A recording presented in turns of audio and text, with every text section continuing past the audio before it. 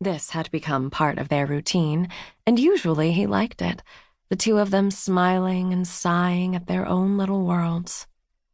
Today he clicked and didn't see a thing. He felt her gaze on him and looked up, found her with an eyebrow raised. Suzanne had very serious eyebrows, stark black lines against white skin. "You remember I leave for the beach tomorrow?" she asked. "Of course." "You going to miss me?" Tucker tilted his head and scrunched up his mouth like he really had to think about it, and she threw a pillow at his head. He dropped his phone on the floor then, crawling down to her end of the couch and wrapping her in an embrace. He liked looking down at the two of them tangled together, limbs on limbs, almost indistinguishable from one another. Suzanne turned to look at him, squinting like a cartoon villain. "What's going on in there, Mr. Deep Thoughts?" He sighed and gathered himself, looking off into a distant corner of the room. "This is awkward, but I feel you should shower before you come over here. Is it too late to mention that?" "Oh my God, Tucker." He was laughing and she was covering his mouth with her hand, trying to make him stop, forcing him to fight his way free. "I'm all covered in tennis sweat and secondhand sunscreen," he said.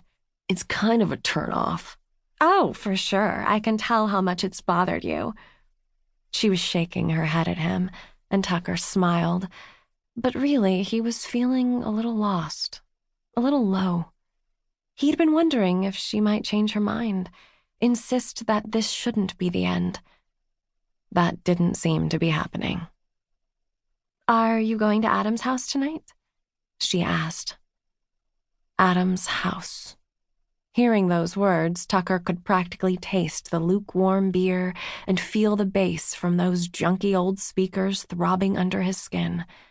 People still talked about Tucker's little performance on Adam's coffee table last October.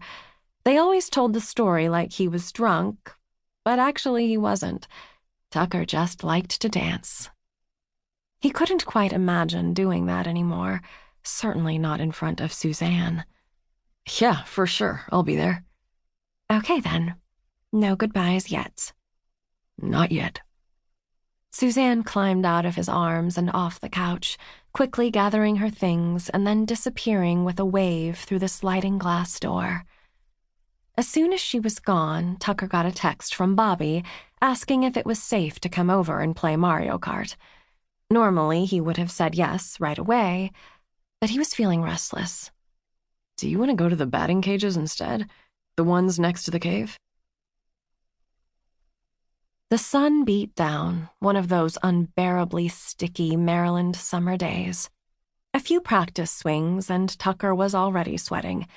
He was thinking about how it had been ages since he'd been here. He looked up to see Bobby heading his way, grinning and shaking his head, a bat slung over his shoulder. "What?" Tucker asked. "What's so funny?" "I'm having flashbacks. 8th grade. It was hot as hell, just like this. You had stolen your mom's jewel, and you were trying to share it with those girls right over there by the snack machine." "Oh my God," Tucker said, covering his face with his hand. "Because they were definitely going to want to smoke that thing. Here, between the four of us. Why did your mom even have that? Don't you remember? She still smoked like 3 cigarettes a day then, and she was trying to quit. And those girls were super into us." No. They really, really weren't." "How would you know? You went to the bathroom and never came back." "That was the only reasonable thing to do, given the situation. Well, sorry. I had to try. I have a thing for softball players." The boys had known each other for as long as either could remember, born 2 months apart in adjoining houses, a circumstance that had turned their mothers from neighbors into friends. Bobby was an only child, too, a miracle baby his parents thought would never come. Growing up side by side, Bobby and Tucker had honed a lifetime's worth of jokes about being brothers who didn't exactly look like brothers,